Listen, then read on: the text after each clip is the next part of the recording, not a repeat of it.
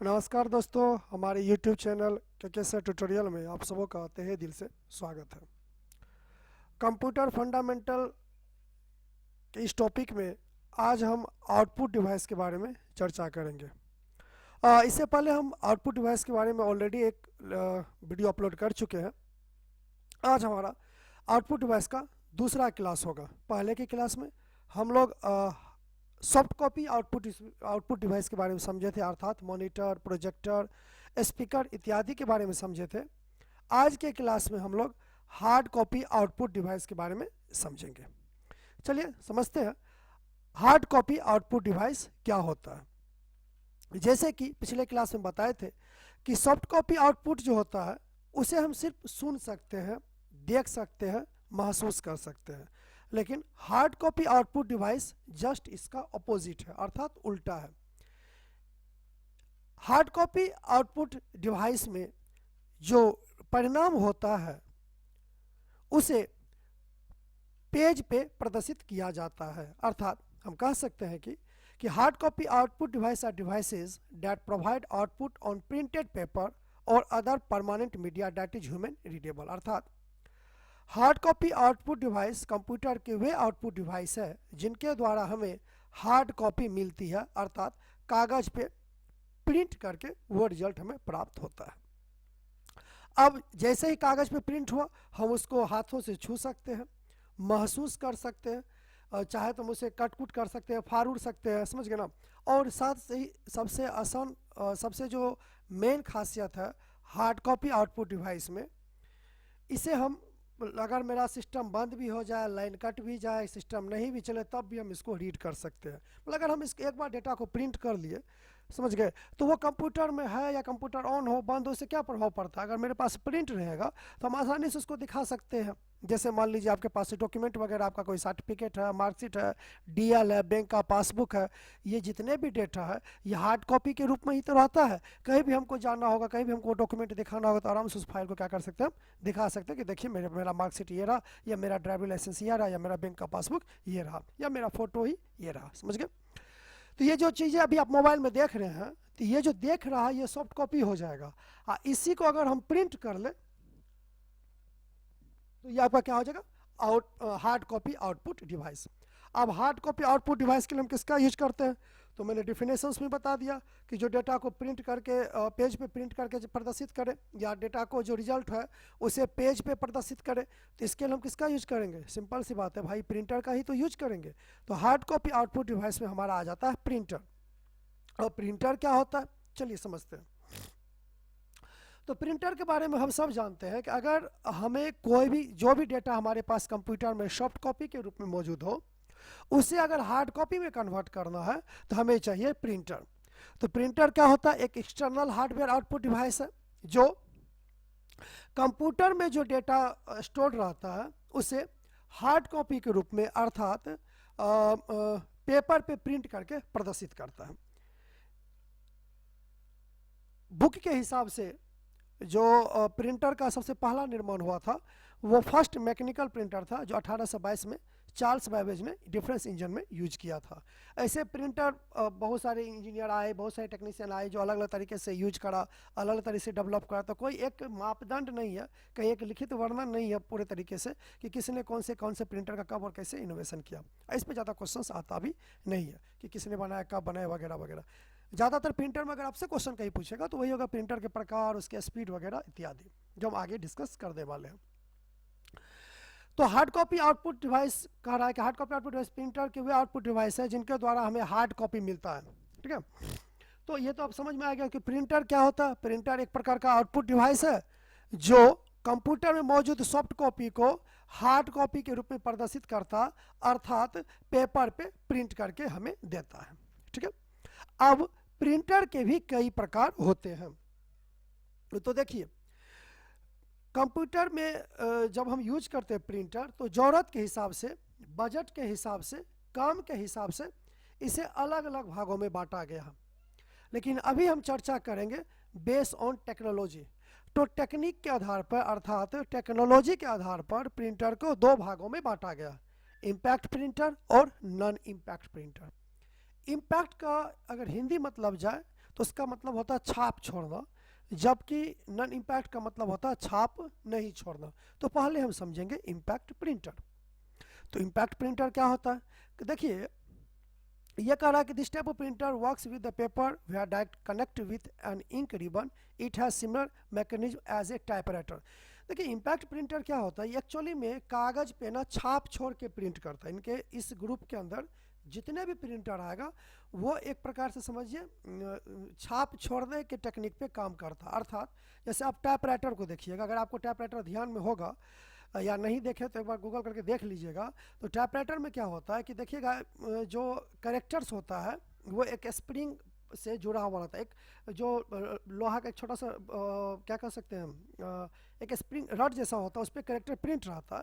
और रिबन पे क्या होता है, रिबन में होता है जो इसमें स्याही लगा होता है, वो रिबन पे जैसे हम कोई ए दबाते हैं तो वो ए वाले जो स्प्रिंग वाला करेक्टर होता है वो सीधा रिबन पे प्रभाव करता है। जैसे ही प्रभाव करता है तो रिबन पे दबाव होने की वजह से वो पेपर पे छपता है। मतलब रिबन पे जैसे प्रहार करता है वो पेपर से जाके टच होता है, और जैसे पेपर से टच होता है तो वो करेक्टर जो है उस पर छप जाता है। तो इम्पैक्ट प्रिंटर, जो इम्पैक्ट प्रिंटर है, ये प्रिंटर कागज और के साथ जो स्याही लगा होता है अर्थात जो रिबन लगा होता है उससे सीधे संपर्क के साथ काम करता है। मतलब ये कह सकते हैं कि जो भी इम्पैक्ट प्रिंटर के अंदर आएगा वो सीधा स्याही पे प्रभाव डालेगा, दबाव डालेगा या उस पर चोट करेगा, और फिर वो जो करेक्टर या जो भी मैटर होगा वो पेपर पे जाके क्या हो जाएगा, प्रिंट हो जाएगा। और इम्पैक्ट प्रिंटर के ग्रुप के जितने भी प्रिंटर है याद रखिएगा ये बहुत साउंड जनरेट करता है। प्रिंट करने के दौरान चाचू पैचू गई माँ गई बाप ये बहुत ज़्यादा करता है, समझ गए। तो इसमें सबसे बड़ी ये भी पूछता है कई बार कि कौन से प्रिंटर प्रिंट करने के दौरान बहुत चिचियाता है, मतलब बहुत ज़्यादा आवाज़ जनरेट करता है। तो इम्पैक्ट प्रिंटर ये इसका ना नॉइज जो है ना वो बहुत ज़्यादा होता है इम्पैक्ट प्रिंटर का, और प्रिंटिंग क्वालिटी इसका उतना बेहतर नहीं होता, समझ गए ना। आज के समय में भी इसका यूज किया जाता है इम्पैक्ट प्रिंटर का। अब देखते हैं कि इम्पैक्ट प्रिंटर में कौन कौन भाई साहब आता है।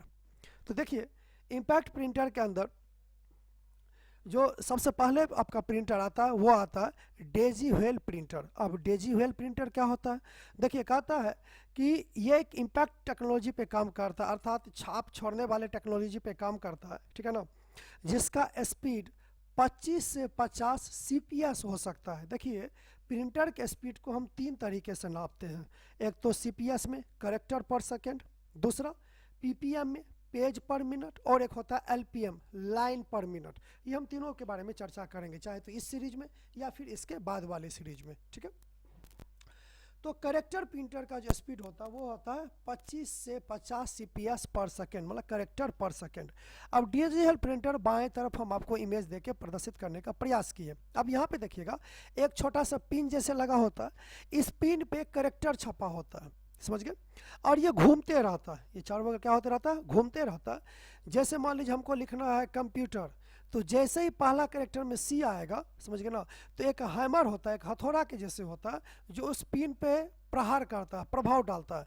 जैसे प्रहार करता है तो वो रिबन के माध्यम से वो जो करेक्टर है वो उस पर हथौड़ा लगा, हैमर से उस पर प्रभाव किया गया, वो प्रभाव के चलते क्या होता है, रिबन पे दबाव डालता है। जैसे ही रिबन दबाव डालता है तो रिबन के अंदर क्या लगा रहता है, एक पेपर रहता है, मतलब रिबन पेपर के ऊपर रहता है, और जैसे ही प्रभाव पड़ता है तो चूंकि रिबन में स्याही लगा होता है तो प्रभाव के चलते वो अक्षर वो करेक्टर पेपर पे जो है वो छप जाता है।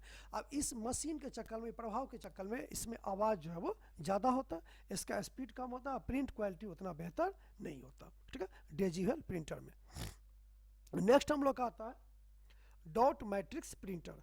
अब ये डॉट मैट्रिक्स प्रिंटर को हम लोग शॉर्ट में DMP भी बोलते हैं, लिख लीजिएगा कहीं, इसको DMP भी बोलते हैं, डॉट मैट्रिक्स प्रिंटर। अब डॉट मैट्रिक्स प्रिंटर क्या होता है, नाम से आता है डॉट मैट्रिक्स, समझ गए।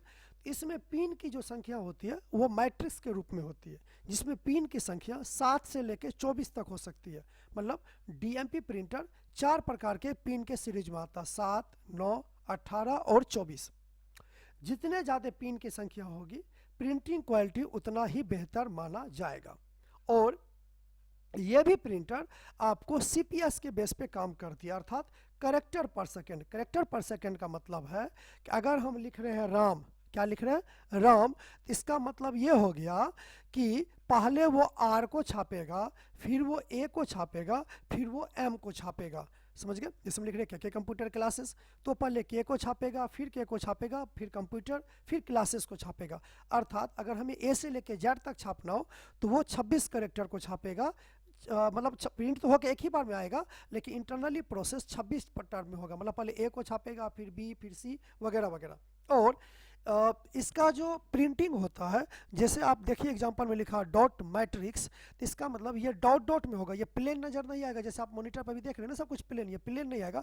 इसको ऐसे समझिए कि अगर हम सुई के नोक से कुछ को दाब दाब के लिखेंगे, सुई के नोक में अगर आप इंक लगा लीजिए और आपको लिखना है कोई करेक्टर, ऐसे ऐसे टच करते जाइए तो देखिएगा ना एक डॉट जैसे बनेगा कि नहीं बनेगा। तो 7 पिन वाले में सबसे ज़्यादा डॉट दिखेगा, 24 पिन वाले में सबसे कम डॉट दिखेगा।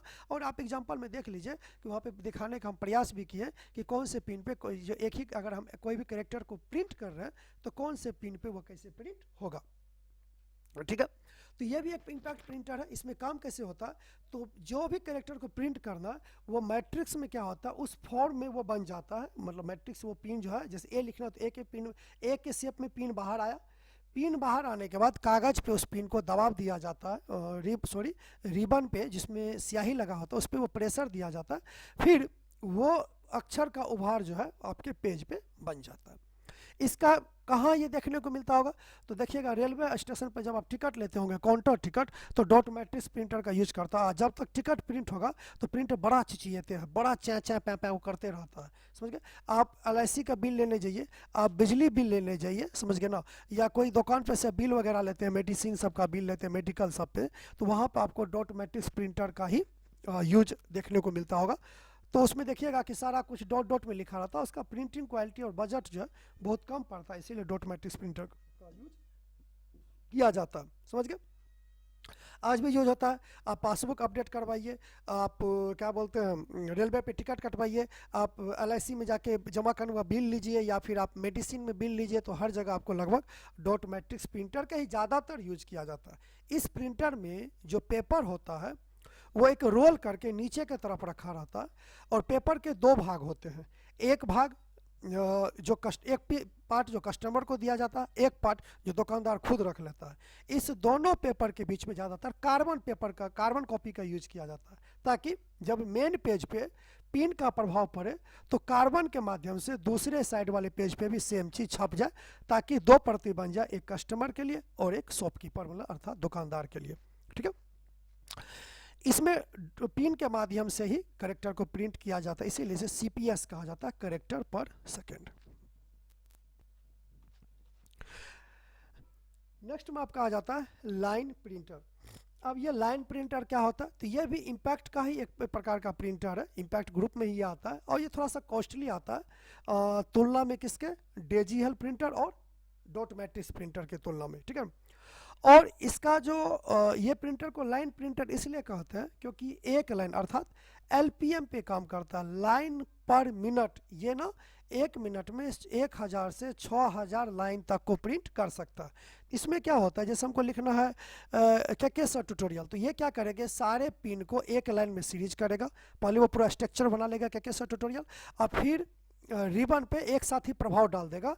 उस प्रभाव से क्या होता है, पूरा का पूरा लाइन जो है वो पेपर पे छप जाता है, ठीक है। इस प्रकार से देख लीजिए, इस प्रकार से हम बोले थे पेपर का रोल भी रहता है। ये हाई लेवल पे जहाँ डेटा को प्रिंट करना होता है, थोड़ा उच्च क्वालिटी में जहाँ पे हमें बिल वगैरह देना होता है, तो हम वहाँ पे लाइन प्रिंटर का यूज करते हैं, जिसका क्वालिटी तो लो होता है लेकिन प्रिंटिंग स्पीड जो है बाकी इम्पैक्ट प्रिंटर के तुलना में बहुत ज़्यादा होता है। तो आज के क्लास हम यहीं तक रखेंगे। आज के क्लास में हमने समझा कि इम्पैक्ट प्रिंटर क्या होता है और उसके कितने प्रकार होते हैं। इसके ही नेक्स्ट पार्ट में हम समझेंगे नॉन इम्पैक्ट प्रिंटर क्या है और उसके कितने प्रकार हैं, साथ ही प्रिंटर को और कितने भागों में डिवाइड किया जा सकता है या किया गया है। अभी तो हम टेक्नोलॉजी के वाइज से समझे हैं, आगे हम यूजेज वाइज भी समझेंगे कि यूजेज वाइज प्रिंटर को कितने भागों में बांटा गया। अगर आपको मेरा क्लास वाकई अच्छा लग रहा तो प्लीज़ सपोर्ट कीजिए, थोड़ा सा हौसला बनाइए, समझ गए।